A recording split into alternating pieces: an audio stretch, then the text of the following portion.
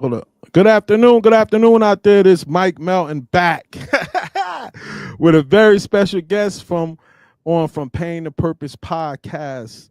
I got a very special guest today on the special afternoon session. Please welcome Yvette to the studio. What's up, Yvette? How you doing? Woo, golf clap all around. I'm doing great. I'm so excited to be here, Mike. And I just want to say thank you for the opportunity. And I just love the name, From Pain to Purpose. Let's go. Yeah. So, Yvette, take us back and give us the experience, strength, and hope. Like, take us to how everything started, what happened, and how everything is now. Wow. All right. Well, first of all, I'm really nervous. I get nervous Mm, because I think, like my boyfriend just said, it's because you're excited. Because mm, all I really want to do is give somebody hope, mm-hmm. and my message is so that anybody doesn't have to feel like I felt my whole life. Like, Wow. I came to America in seventh grade. I'm half Black and Spanish. And, Mike, I just wanted to be Susie with blonde hair. And it Mm, wasn't going to happen. I was like, I look different. I feel different. And, I just remember walking into the cafeteria that first day of seventh grade being like, where am I going to sit? I have nobody. And that's kind of mm, how I felt my whole life. Really, mm, that's how I felt my whole life. So from seventh grade, I went, didn't really understand the culture, but I realized real quick that you can gain like friends, like the social currency was beauty and cheerleading. mm. Wow. I was like, I'm going to become a cheerleader, like SUCCESS. I am on fire because you know what? I wanted to wear that cute little skirt. And then the second thing I thought about was if I lose weight, oh my God, I am going up the ladder, Mike. So Mm, that was my goal. So I was on a mission to be skinny. And that was my first addiction. At 14 years old, I was at Carrier Foundation. I was a frequent flyer at that place, mm-hmm. house. And I was there in a locked eating disorder unit. And the craziest thing, Mike, is I was in that eating disorder unit and there was a guy in the drug unit. And we used to say, man, if I could just move into the drug unit, like it would be so cool. I would have so much freedom, only to go back and be in the drug unit like 10 years, Mm, you know? mm-hmm. Mm-hmm. So that was my first addiction. And then as I, went through life, bulimia really took over. So it was anorexia and then bulimia. And bulimia is like the loophole. Like you can eat all the things, like in my book, Booze, Blow, and Pancakes. I Mm-hmm. used to binge on hundreds of pancakes and throw up. And it was like Wow. my secret. And you know what, Mike? Secrets keep you sick. And I had Definitely that do. secret because I was like teaching fitness classes and look at my six pack and I'll tell you what to eat. And on the side, I was doing this whole different life, Wow. sticking my head in a toilet bowl where people take a shit. Mm, It does not get lower than that. Anorexia had this power, like I'm so willpowered strong, I don't eat. But bulimia had so much shame. And so I didn't tell anybody about the bulimia. And then as I went through college, I had an incident happen in college and it was bad. And I just really started to drink, and drinking mm, took me away from the addiction of food. So now mm-hmm. I'm drinking, I'm putting myself in really bad situations, but I'm still like a good alcoholic. I can get people to take tests for me. I cheat my way through college and I graduate with 2 degrees, sports management Mm, and exercise science.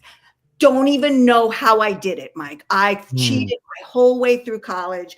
Disgraceful, but it's the truth. Like we alcoholics, we'll figure out a way, 100%. you know? 100%. And then I after college, I was in sales. I used to sell Yellow Pages advertising. I was really amazing. I got trips to, Europe and all over Hawaii, Rome. And, I got fired from that job from my drinking. Wow. I'm at the gym. It was called Guys and Dolls in Linden. And Uh-huh. this guy, Ivan, he was like this big Russian guy. And he was like, Yvette, you go to this bar and you be a shot girl. And I'm like, that sounds like a good business plan. Party and have fun and get paid for it. So I went into that nightlife, Mike, and that was the beginning of cocaine. Like Wow. cocaine took me to my knees. And I'll never forget leaving the bathroom one day when I was at work. And this was like a moment to meaning time for me. Mm-hmm. I went to the bathroom, I did a line, and I looked at myself in the mirror and I just was like disgusted. And I gave myself the fucking finger, like to myself. Like, who does that? It was just, I was so disgusted because for years I was pretending not to see what my life had actually become. Mm-hmm. Like, I was just aware at that moment, like, I gotta change. And I didn't change, but I heard the gut whisper. Mm-hmm. So it's like when I tell people, when you know what you already know, but you're just not ready to face it yet, that's where I kind of was. Fact. And then that was hit home. And then I just went to, I went in and out of rehabs. You know, I was homeless, but I always found some guy to take me in. And I was now like, I was still doing the, you know, the working out, and then I was into the nightlife, and then I was also now trying to get back into sales. So I had like 3 outfits a day, 3 like gym bags, the work bag, the nightlife bag, and it was just a mess. And I went to work. I was doing really good in sales, and my manager said, "Yvette, we think you have a drinking problem." And I was literally sitting there like this, Mike, talking to her with a vodka-filled Dunkin' Donuts cup. Linda, what do you mean? Like, I'm not getting a trick? She's like, no, we think you have a drinking problem and you need to go to employee assistance program. Wow. This was like, I had been to all the, you know, inpatient, like seclusion, do really good for 30 days. And I'm going to stop doing drugs and I'm just going to drink casually. Mm-hmm. This was the end for me. And I had no more life jackets, you know, like my parents were done. Every boyfriend I had was done, and I had no friends.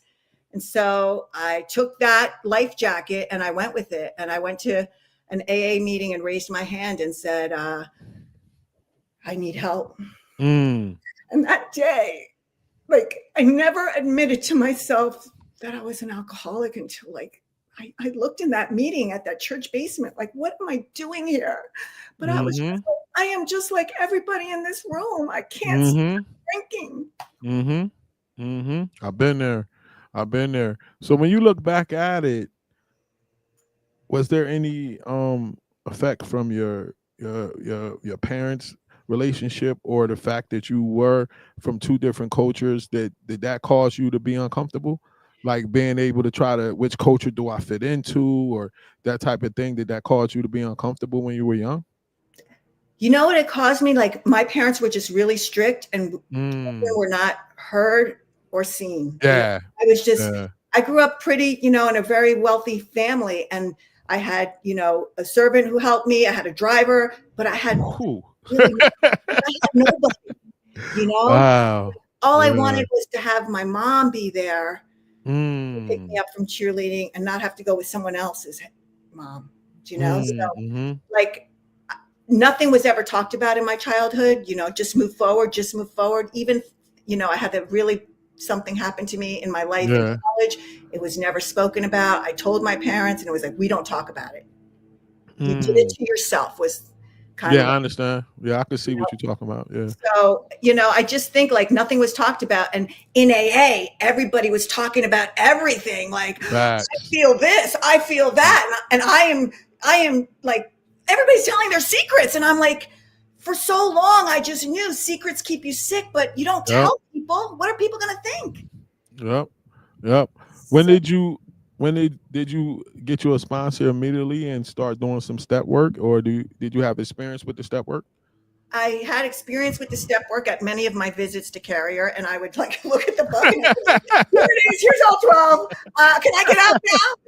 And so that was like, I was like, what are these steps? But I did get a sponsor, and she is amazing. She's still my sponsor today. And we did go through the steps, and like, you know, the 4th step, telling her all the things, and then the, you know, apologizing and sending out letters and even checks. Like, I wrote out a check to a post office box to a guy that I owed him $3,000 because he gave me money for a beach house and I used it to buy drugs. And I owed him that money and I never paid him back. And I wrote out a check. I said I'm sorry to the people that I could. And I think now it's more about like living the steps. Just cleaning house, trusting Yeah. God, and helping others.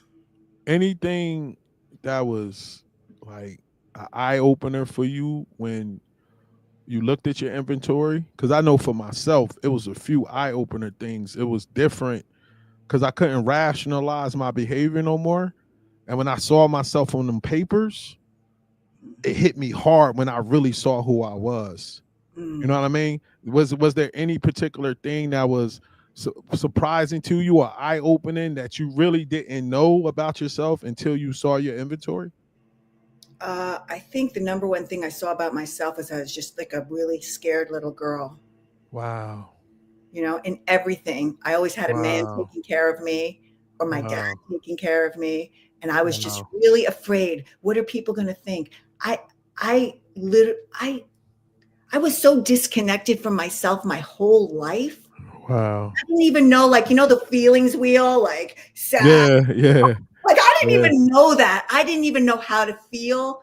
So, like, I Mhm. think during the fourth step, writing that stuff out, it's like I didn't know what these feelings were because I never coped with feelings. I just used. Mm. Mm. But I Mm. think everything stems from fear. Even what people, Yeah, 100%. am I good enough? Am I too old? Am I all the things that run through our head? 100%. I was definitely like that. Like I can remember having girlfriends in high school and in college, and I would go to their family functions. And this was before I was really drinking. I used to be super antisocial because I had social anxiety. You know what I mean? So I would go to their functions and they would think that I didn't like their family because I wouldn't talk. You know Mm, what I mean? But then when I started to drink, I was able to loosen up more, but I didn't realize it was because I needed to deal with why I had the social anxiety in the first place. I just was like, I just need to make sure that I'm nice when I get there, not understanding that was making things worse. You know what I mean? So I could definitely relate to not feeling like you belong in yeah. certain places and things. You know what I It, mean? it's so true though. When you do have that liquid courage, man, Yeah, you can dance, yeah, you're funny. yeah, yeah. I like you look at yourself in the mirror, you're like, oh, I'm so good today. You got it's hard to let that go because when you don't have that, you're like, damn. Like I used like that line was like a $5 vacation, and you're hmm feeling good for a day. You get a nice hmm little bag and some alcohol, and you're feeling good. But then the after effects, oh Yeah, yeah. yeah. But did you, before you got sober, did you remember who you were sober? I never remember myself. I don't even have pictures of myself younger. Like, I have Uh, my podcast and they're like, bring pictures of yourself when you were younger. I'm like, first of all, my parents didn't take any pictures of me when I was mhm. younger. And like, I don't even have pictures of myself at all in any stages of my life until like the iPhone came out. Mm, So crazy. mm. Cause I got sober at 44. The and I just celebrated 6 years April 1st. Woo, woo, woo. All praises one day at a time, all praises to the most high. But the last time I had 6 years straight sober was from 12 to 18. So I forgot who this person was. You get what I'm saying? I wasn't immediately an alcoholic at 18, but I had never had 6 straight years of Yeah. sobriety. So I really forgot who this person was. And then they say you get stuck, whatever age you get addicted at, yeah, but your maturity gets stuck at that age. So even when I was in 20s, 30s, 40s, I was still acting like I was in college because that's where I got addicted at. Like I didn't know all of that stuff. Oh my God, I can so relate. For me, my addiction started at 14 with anorexia and bulimia. But Uh-huh. really, literally, it doesn't matter what you're addicted to. Mm-hmm. You're not in life. You're not present. So Yeah. at 12, whatever, 14 years old and I was bulimic even up until 45. Mm. And I would go to AA and pray to God, like, let me use these steps. Please just don't let me throw up. And I would get like 62 days, 58 days, 22 days, Mm. but I would keep starting over. So the 12-step recovery program did help me. In the end, I am free from bulimia, which I Oh, praises. never, ever thought. Wow, I'm proud of you. I was like, you know what, Mike? This is just something that's just going to have to be on the side forever. But I am Mm, completely free, and I've been free 10 years mm, and 22 from alcohol. So let's get into some of the where life is at now. How long did it take you to become actually comfortable being sober? I know it took me about almost 2 years for the post-acute withdrawal syndrome to wear off. Mm. And then I could be comfortable in my skin and not worry about that next shoe dropping or what's coming around the corner when I'm feeling good. You know what I'm saying? How long did it take you and your sobriety to be comfortable? I don't know if I'm even comfortable today, Mike, to honest. Wow. But I'll tell you, I was married for 20 years, and Okay. this man that I met when I first got sober, we were drinking together. I said, listen, if we're going to be together, you're going to have to quit drinking with me. And he quit drinking with me. And for 20 years, Wow. he didn't drink, but we also didn't go out. So my Mm, lifestyle when I got sober changed from going out from 10 p.m. to 3 a.m. till now I'm getting up at 3 a.m. Because he mm, owned a bagel business. He would get up at 3 a.m. and we'd be going to bed at 8. And now I'm not married to this man, but those bookends to my day of being married and being a mom were like, it was not to say easy to be sober, but I mm-hmm. wasn't faced with the same lifestyle I had when I was younger. That's pretty dope. I know for me it was the being able to schedule out my day, make Mm, sure I got something to do. I know where I'm supposed to be at all hours of the day. You get what I'm saying? And I tell interesting. my kids that, like, because I know me, downtime would be my downfall. So I know where I'm supposed to be at. Every day is scheduled, and I make sure I'm where I'm supposed to be. I heard this in a meeting in Trenton where the guy said the devil can't hit a moving target. So Uh, if you constantly got stuff doing and you working for God all day long, then most likely you're gonna be good because you got stuff that you need to be doing. You know what I mean? But I have discovered, and I'll talk to my wife about, we got to get more recreation in for me and her. You know what I mean? Because with recovery and us being with our church, I was looking at the other day, was like, yo, I ain't really been bowling and stuff like that in a while. You know yeah. what I mean? So we got to get more leisure time in. So I can relate to you when you saying that. But so I love you that you say go that ahead. about, like watering your own garden of your marriage, because, I Yeah. really didn't do that. We were on this Mm-hmm. autopilot, but now, I do have a boyfriend and he Mm-hmm. is so emotionally intelligent. And he's like, we water this garden, we have hard conversations, we go out and do things together. And Mm, I'm on autopilot like you. I like routine. I don't like to break the routine, but he makes me sit and he makes me, we do things together, which I never did before. So it's mm-hmm. completely wild, but you have to water that garden. How was it? How rewarding was it for you in your life when you came into the recovery process and you really had to start taking accountability for your actions and the way you was living before? Like, how rewarding was that? It's exactly what I stand for today. It's so rewarding to have accountability. Like I tell people, plan your day, have accountability with someone else, not yourself, and have Mm, a routine. And for me, fitness has saved my life. Routine and fitness are a big part of my whole recovery process, because move a muscle, change a thought. I know 100% guarantee, like the sun is coming out tomorrow, that if I work out, I'm going to feel better. mm. Which brings me to my next point. How has this journey helped you become a great mom? Like describe motherhood to me, being in the state that you're in now. I'm actually getting emotional because my daughter said to me today, Mom, I'm so proud to be your daughter, and I'm so grateful you gave me the work ethic that I have, Mm, because both her, me and her dad are entrepreneurs, and she knows like every day I get up at 4 a.m., 6 days a week. I hustle, I work. If I say I'm going to be somewhere, I show up. My word is everything. And Mm-hmm. my daughter is now in college and she works full time in the summer. I mean, she's got a 3.9 grade average. She is so on the work ethic. She's on point and her heart is so big.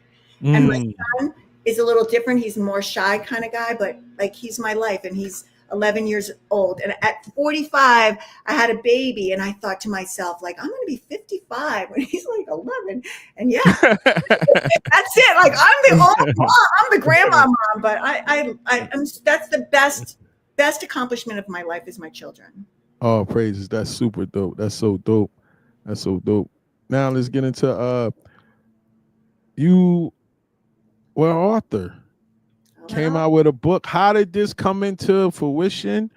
Give us the whole details of it. Like break the whole book down. Tell me what it's about. the book. Oh my God, Mike. So one day I'm training my client and I'm Mm-hmm. like, you know what? She goes, you know what, Yvette? You should write a book. I'm like, girl, I got a book and a fucking title. She's like, no, what's the title? I'm like, booze, blow, and pancakes. She's like, oh my God, I want some of that. I'm like, isn't it such a party? Like, who doesn't want that? And I actually had the image of me being shackled to handcuffs, the pancakes that I used to throw up on every day, the glass of wine I used to have before I'd get ready for work, and the lines. I had the visual. And the craziest thing, Mike, is that picture cover was my daughter took it in my dining room table last year when this book was published. She's a Wow. photographer and she was up there like with the photo and like my hands like this. And, to have my daughter make the book cover her photography, it's like, it's wild. But That's I'm looking at it like I never really glanced into the detail of the cover. yeah, Wow. So she because stood over top of you and took that. she took that picture of me like this. Wow. And that title I had 10 years ago. And my ex-husband at the time would say, just write the book, just write the book. And Mike, I would try You all the about to inspire me because I started working on mine, but I keep dude, pausing.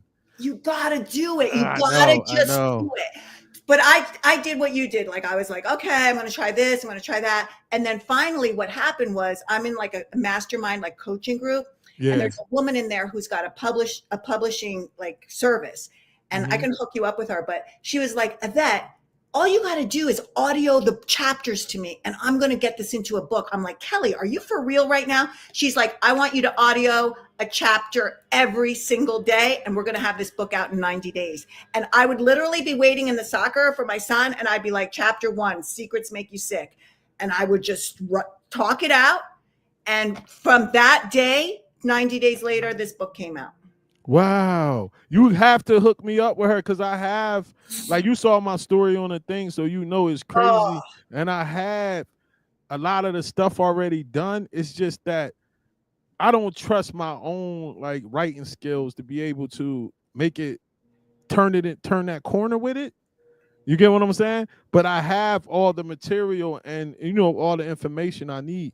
So you you have to link me up with her. you have such a story, Mike. Like it would be a disservice to not get it out in the world. Like sometimes I'm sleeping and I'm like, oh my God, I hear Mike on A&E. He needs to go, he needs to go down. He's screaming. Like I literally, it's such a story and it has to get out to the world. And I'm going to connect you with Kelly from Scripter Publishing. She's awesome. Yeah. Now, break down how the book is chaptered. Like you start off with the alcohol and then you go to the thing like take me through that part of it. All right. So the first part was about the secrets keep you sick because I had Okay. like the 3 bags. I had my fitness bag, then I had Mhm. my nightlife bag, and then I had my like briefcase. So Mhm. all of that was of secrets. Nobody knew. I was booze, blow, and pancakes every day. Right. Mhm. Then I go into there's power and powerlessness Mm. because it's not until you put the white flag up and surrender that you're going to be free. Wow. And all my whole life, I thought I was powerful and Mhm. I can do it on my own. And I Mhm. listened to all the self-development books out there, and Tony Robbins is my best friend, and I'm going to figure it out with Jack Canfield. And no, I didn't figure it out. So I talk about there's power in powerlessness, and then I talk about the cycle of addiction. I'm starting over on not today, 22 days, 11 days, because the cycle. When I met Patty, I said, I don't know if I'm an alcoholic, and she said, just don't drink for 90 days. I was like, 90 days? Damn. I guess that answered the question. I was like, Mike, no way, no how. But you know what? I was like, I'm powerful. And I don't even think I got to day 3. Wow. So that cycle, like if anyone's listening and they're like, well, I don't think I'm an alcoholic. Like a lot of us probably don't know. Like you go online and you look for all the questions. Yeah, no, just try not to drink for 90 days. And there's your answer. What do you, go ahead. And then I was just, then for me, the rock bottom is the solid foundation. Like if I just think you can get off the freaking ladder whenever you want. But for me, I had to lose everything. If there was just one more life jacket, I would have taken it, but I have to have no life jackets, burn my life to the ground and say, you know what, today's day 1. Because if I have a little ribbon of hope that I can maybe do it a different way, I'm going to go that route.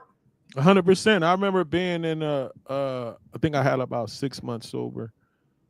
6 months, between 6 months and a year. I was at a meeting in Trenton at Cash Street, and I had never experienced blackout before, right? Oh. So now, mind you, right? I didn't passed out. I didn't know I've been drunk. I didn't threw up all over the place. I didn't fell in the basement. I didn't did all that stuff, right? So I'm definitely an alcoholic. Yeah. But I was at this meeting when I first started going there. Everybody was talking about blackout. I blacked out when I first started. I black out all the time. This and this. That I'm sitting in the meeting, in the AA meeting. This is how insane the disease is. Yeah. I pick up my phone and I go to Google and I type in, does every alcoholic have to black out? Now, I'm sitting, I'm in the AA meeting. I know I'm an alcoholic. Yeah. And the disease was still trying to find that little light. That loophole, baby. Yeah.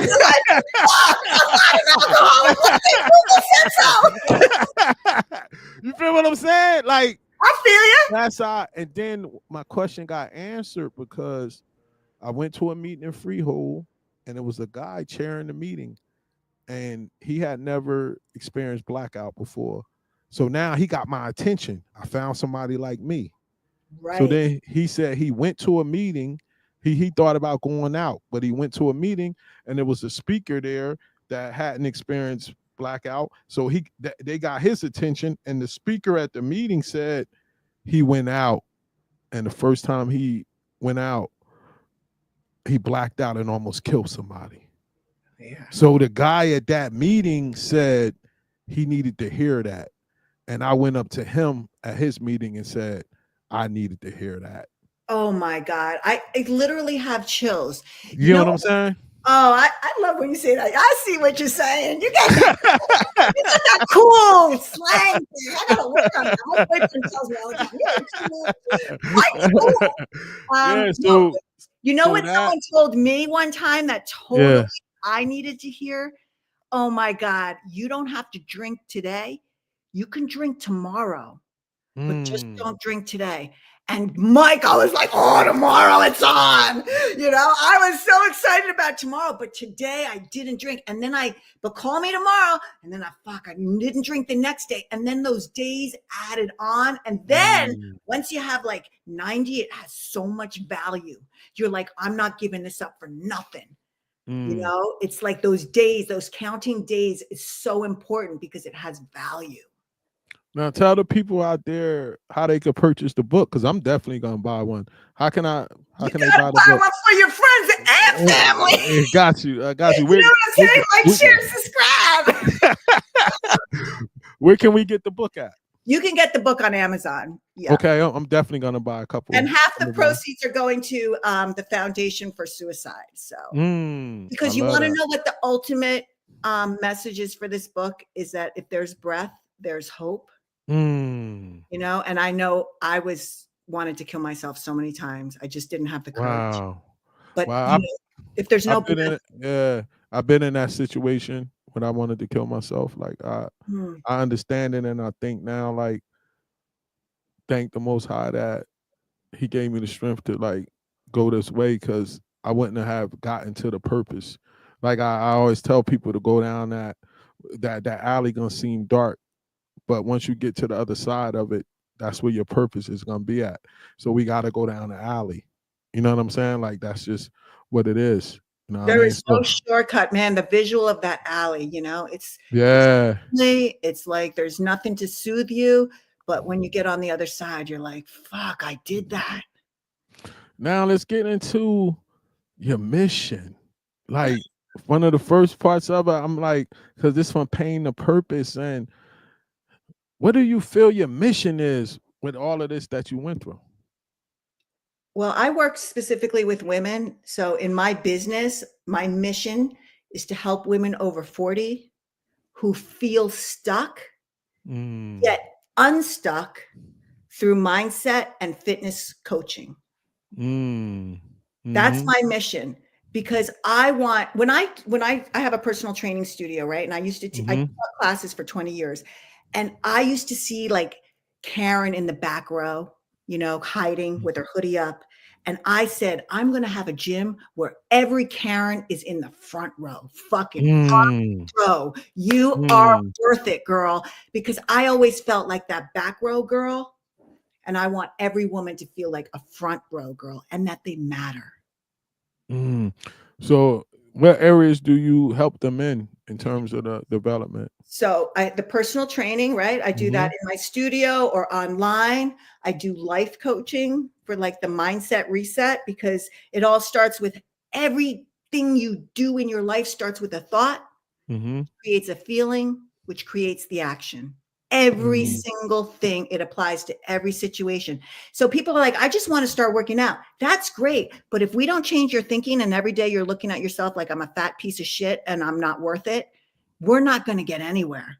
So it's mm, really practicing new thoughts.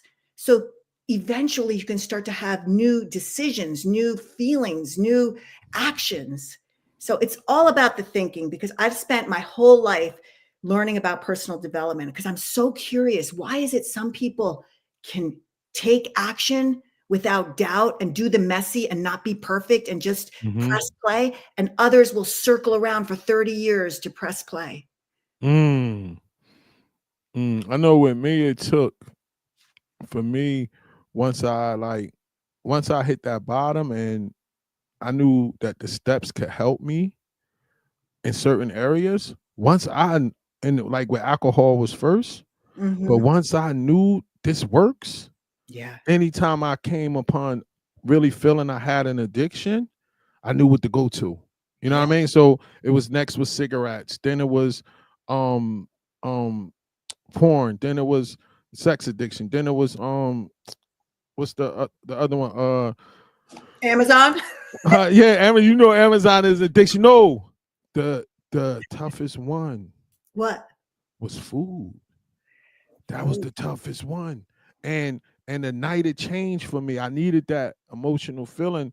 I was kept trying to do this diet, but I hadn't conceived that I was a food addict until one night I said I was gonna start the diet the next day, and I pull up off 18 at in Freehold at Pasta Factory, and it's the Mexican place right next to it. And I mhm. said I'm gonna start tomorrow. And Yeah. Yvette, I got out the car, and the spirit said, "Don't do that to yourself. Get back in." And The then I got out the spirit. car. Then I got out the car again, and then I got back in. And then I said I'm going home, and I went like I was leaving the complex, and I went around that CVS, and I came all the way back around and went in front of the store again. And when I was getting out, I said, damn, he used to do the same thing for alcohol. But you know what I love, Mike, about you're just so authentic and genuine, is that there is no, you're taking out the stigma and of shame to all the things that people do but don't talk about. 100. No, that's but yeah, but Porn, food. yeah, Man, yeah. man talks about food, but it's a real thing, right? And we need to let people know that they can recover. And the only way to do that, and this is why I say I don't know about anonymous. If we recover out loud, it takes away the stigma, and others might be like, I'm not alone. That's why I had so many battles over anonymity. That'd be a whole nother podcast me you could do together Yeah. because I tell people like this, God didn't get me sober for me to keep it to myself. Like the only reason he got me sober was I could tell people what he did for me so they can understand that they could go the same route. That's the only reason that I'm sober. So that like so do you have a coupler? Of course you don't got to go into details, but how do it feel when you see the transformation in one of these ladies and you see the light come on in their eyes that I could do this? Like, give me that feeling when you experience that. There's no better feeling. Like I get choked up about it because like I have a woman who gained and lost 100 pounds 3 times. You know, Wow. going to Weight Watchers, loving herself, hating herself, all based on the size of her clothes. And Mm, today, she's been working out with me for 10 years. She's kept the weight off, but it's not about the number. She used to never get in pictures, never expose her arms. She had, had lost weight so many times. And now she's just like, I'm okay with this is it. Acceptance, right? mm, mm-hmm, Let's just, this is who I am. Like I tell mm-hmm, all women, like, you might not wake up tomorrow. Your kids are going to miss you in the pool having that picture because you're worried about what?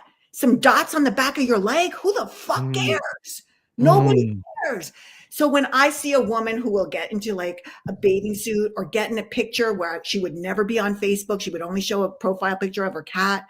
And I'm like, wow, like, wow. Wow. And then you feel like that God got you here for that purpose. yeah, It's nothing better than that. Now let's talk about I saw something you posted. Yeah, we coming towards the end now. yeah. And I said, yeah, I could see her doing this. Let's talk about the podcast.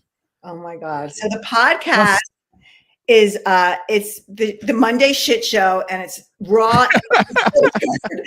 It's just raw and unfiltered. And so me and my co-host Jamie, we're both sober, but I do sobriety with AA and the 12 steps. And she did at the beginning, but she no longer does. But she's got 10 years and she's good. mm, She does it her way and I do it my way. But the podcast is just about talking about what we just talked about, all the things no one wants to talk about as a woman, but everybody's thinking, mm, dating at 50, getting a divorce, understanding finances, starting a business, recovery, addiction, food addiction, Ozempic, plastic surgery. It's just talk about, and let's just be real. Like, let's mm, be open and honest about life. Because, like we both have stories. She's 40 and I'm 55, but like I got on a dating app at like 53 years old. Like, what the fuck am I? What am I doing? And you're like, please don't show me the picture of the fish. Oh no! Oh no, you're married, but just no. But I actually ended up, meeting a great guy, and wow. but like I never thought that what I have today in my love life ever would happen. But it came from a decision to say, put yourself out there. You never know. Mm-hmm, Like mm-hmm. I was like, I'm not putting myself out there. Like I'll figure it out. I'll meet somebody. Where are you going to meet somebody today? Is he reserved or he's Oh no, energetic he's like you? sober. He's sober as a judge. No, I'm talking about reserved in terms of his demeanor, or is he energetic like you? Oh, he's definitely more reserved. But when people funny guy. He tells his mom, he's like, I literally go out with Denise Austin and she talks to everybody. Yeah.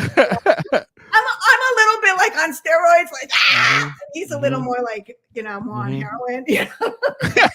Like, it's a good What? match, it's the whatever. Yeah, I love it. This the kind of laugh I love. That sober what's name laugh. It hits the soul, man. Yeah, Uh, it's yeah. how has your journey brought you closer to God in any kind of way? Like, how has that relationship grown? Wow. I'll tell you, my biggest relationship with God has grown, I would say, in the last 5 years, because there's just been so much change. I got divorced. I had a serious relationship that didn't work out.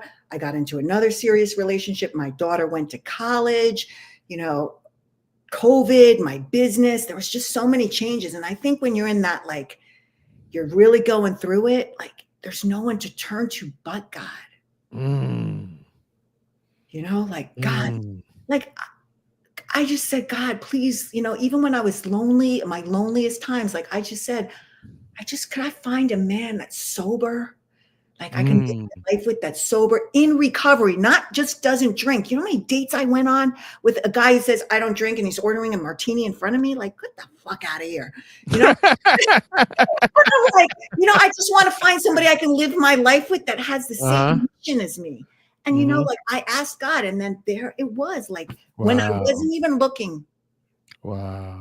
So, like, God, and having my daughter go to college, and I'm like, what am I going to do with my best friend being gone? And she comes home all the time. She loves being with her mommy, And That's how am I going to learn about finances? I never knew even how to write a check. We figure it out as we go along with God. That's dope. In closing, I always like to, first, two things. One is, if you're looking face to face with somebody that's struggling with addiction, self-esteem, because into the life coaching thing you went to, and you was looking at them now, what would you tell them? The first thing I would say is, you can't do it alone. Raise your hand and ask for help. And the second thing I would say is, it starts with getting uncomfortable and moving your body. Because when you show up for yourself, if you say, today I'm going to go for a walk for 20 minutes, and then you show up for yourself, you have evidence that you can do hard things. And then it's like bricks you stack in a house of more bricks. So, like, if you say to yourself, I'm going to 3 AA meetings a week, and that's my promise to myself since I've gotten sober, and I do 3 AA meetings a week, it's integrity to myself. And when I learn to honor the word to myself, my life gets better. And in closing, I like to give people a chance to get shout outs for the people that help them through from their pain to their purpose. It's your chance to name the people that you feel really deserve some recognition of being there for you during this journey. First and foremost, God. God, I thought I'd be dead at 30. I don't know. He gave me the loophole to say, you're going to go out there and help others. Yvette Salva, my ex-husband, he was the one person who believed in me when I had absolutely nothing. I'm forever grateful to him. I'm forever grateful to my kids, because they are my purpose. I'm forever grateful to my sponsor, Patty. She showed me how to be a fucking human, because I didn't know how. I was like, why is she so nice to me? What's her side angle? She showed me how to be a human, no doubt. And I'm so grateful to my boyfriend, Joe. Joe Wood. He teaches me every day about God, about showing up, about integrity. And his mission is to help men get sober. And we're on it together. And I'm so grateful. Thank you, Yvette. Like, I'm so happy we got this done, because both of us been busy, but I knew that you would bring great energy to this. I cannot wait to do the highlights, the clips, because you're so energetic, and the insight that you brought to it was so dope. I'm gonna buy the book probably tonight. I want to check it out. Is it appropriate for the girls the young girls in my job to read? Is it? Oh, absolutely. Okay. Absolutely. Okay. But you're not getting off this call without one promise to me. What up? What's the date today? Today is the 15th. May 15th, 2026. Are we going to have a book? It's out there now. It's out there, Mike. I gotta do it. Call You're me. Doing it? Send me that girl, that lady number, and I will call her ASAP. It's happening right now. Kelly Watson will be getting a text from you, and you're starting next year on this date. I want to be on the podcast, and I want you holding your buck, baby. You know what I'm saying? Got you. I appreciate it. This is what I needed. Baby. I love it. I love it. I love it. That she put me on the spot. Oh, yeah. I love it. I love it. I'm definitely gonna do it. I'm definitely gonna do it. All I right. appreciate you, Vet. Thanks Keep for coming spreading on. the word, Mike. You're absolutely amazing. Thank you. All right, praises. Thank you, Vet. Thanks. Bye. Bye. Wow, I knew once Vet came on, it was gonna be a good thing. She brings so much energy to the place. This is Mike, and I'm gonna be on tonight with my brothers. We are on step 11 as we go down pace to step 12. And I want to thank everybody for tuning in for the special afternoon session. Shalom.